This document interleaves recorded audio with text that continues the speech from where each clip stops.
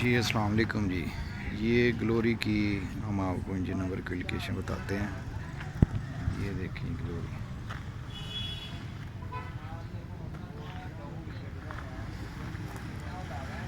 ये external view है इसका।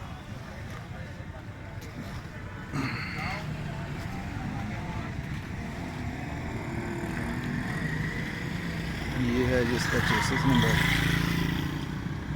ये ड्राइवर की साथ वाली सीट के फ्रंट पे। ये इंजन नंबर यहाँ पे है, ये इसके ऊपर लगा हुआ था तार के, तो ये और इसके नीचे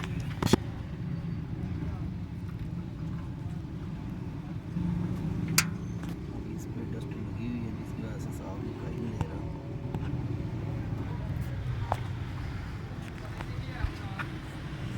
चलो इस्लाम साहब है ला दो।